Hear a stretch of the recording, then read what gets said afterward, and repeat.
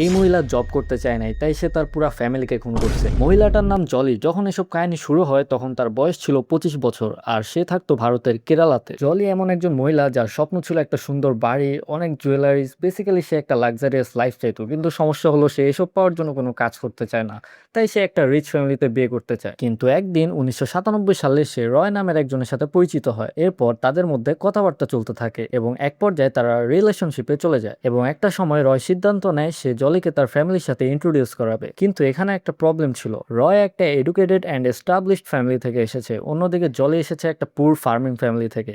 এমনকি সে তার কলেজ লাইফও ঠিক মতো শেষ করে নাই। তাই জলি রয় আর তার ফ্যামিলিকে মিথ্যা বলে যে তার শুধু অনার্স না, মাস্টার্স ডিগ্রি আছে কমার্সে। রয়ের ফ্যামিলিও কোনো কিছু যাচাই না করে জলির কথায় ইমপ্রেস হয়ে যায় এবং তাকে অ্যাকসেপ্ট করে। পরবর্তীতে রয় আর জলির বিয়েও হয়। এরপর জলি রয়ের বাড়িতে থাকা শুরু করে, সারাদিন বসে সিরিয়াল দেখা, পায়ের উপরে পা তুলে থাকা। অন্যদিকে রয় দিনরাত হার্ড ওয়ার্ক করছে যাতে জলিকে কোনো কাজ করতে না হয়। আর জলি তো ঠিক এমন একটা লাইফই চাইছিল। কিন্তু রয়ের মা একটা বিষয় খেয়াল করলেন, জলি সারাদিন বসে থাকে অথচ তার এতগুলো ডিগ্রি এসব কোনো কাজেই লাগছে না। তাই তিনি জলিকে জব করার জন্য এনকারেজ করতে থাকেন। আর অবভিয়াসলি জলি জব করতে চায় না, আর তার চেয়ে বড় সমস্যা তার অ্যাকচুয়ালি কোনো ডিগ্রি নেই। তাই সে সবসময় কোনো না কোনো একটা আজাইরা এক্সকিউজ দিতেই থাকে। এভাবেই কয়েক বছর চলে যায়। এরপর আসে 2002 সাল। জলির বাবা শহরে আসবেন এবং জলিকে দেখতে তার শ্বশুর বাড়িতেও যাবেন। এটা শুনেই জলি নার্ভাস হয়ে যায়, কারণ তার বাবা যদি আসে তাহলে জলির শাশুড়ি নিশ্চয়ই তার বাবাকে বলবে যে তার মেয়েকে জব করার জন্য ইন্সপায়ার করতে। আর তখন যদি জলির বাবা বলে দেয় যে জলির তো কোনো ডিগ্রি নেই, সে তো কলেজেই ঠিক মতো যায়নি। তাই জলি একটা প্ল্যান করে, আর প্ল্যানটা ছিল রয়ের মাকে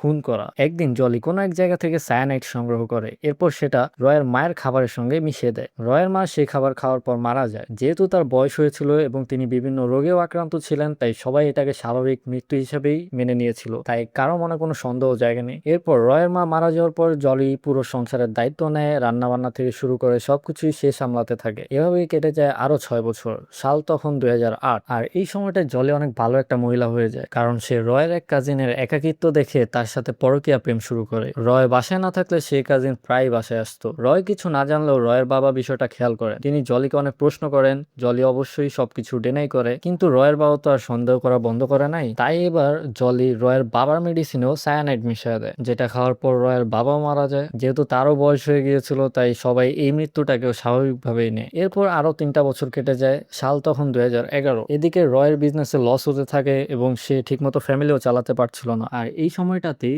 রয় জলির অ্যাফেয়ারের সম্পর্কে জেনে যায়। তাদের মধ্যে প্রচন্ড ঝগড়া হয় আর জলি সিদ্ধান্ত নেয় রয়কেও এবার সে সরিয়ে দিবে। এরপর রয়ের খাবারেও সে সায়ানাইড মিশিয়ে দেয় আর রয়ও মারা যায়। কিন্তু এবার রয়ের এক চাচা সন্দেহ করা শুরু করে, কারণ রয়ের এখনো তেমন একটা বয়স হয় নাই যে সে মারা যাবে। তাই সে পুলিশের কাছে যায় এবং একটা অটোপসি রিপোর্ট দাবি করে। তারপর ডক্টরসরা রয়ের বডিতে সায়ানাইড খুঁজে পায়। তারপর জলিও তো বিপদে পড়ে যায়। তারপর তার ফ্যামিলির সবাই জলিকে জিজ্ঞাসাবাদ শুরু করে, কিন্তু জলিও একটা এক্সকিউজ দেয়। সে বলে রয়ের বিজনেস ভালো চলছিল না, সে প্রচুর লোনে জর্জরিত ছিল, তাই রয় নিজেই সায়ানাইড খেয়ে সুইসাইড করে। বিষয়টা লজিক্যাল লাগায়, সবাই এই কথায় এগ্রি করে, কিন্তু রয়ের সে আঙ্কেল এসব বিশ্বাস করে নাই। এন্ড গেস হোয়াট, রয়ের আঙ্কেলের উপরে পাঠিয়ে দেয়। আর তারপরও জলি ধরা পড়ে না। সময় গড়াতে থাকে। সাল তখন 2016। জলি এবার রয়ের আরেক কাজিনের সাথে অ্যাফেয়ার শুরু করে, কিন্তু এইবার সে তার নতুন বয়ফ্রেন্ডকে বিয়ে করতে চায়। কিন্তু একটা প্রবলেম ছিল, তার বয়ফ্রেন্ডের অলরেডি ওয়াইফ আর 2টা বাচ্চাও ছিল। তাই জলি আগের প্যাটার্নই ফলো করে, তাই সায়ানাইড ব্যবহার করে বয়ফ্রেন্ডের বউ বাচ্চা দুইজনকেই গায়েব করে দেয়। এরপর প্রায় 1 বছর পর জলি রয় সেই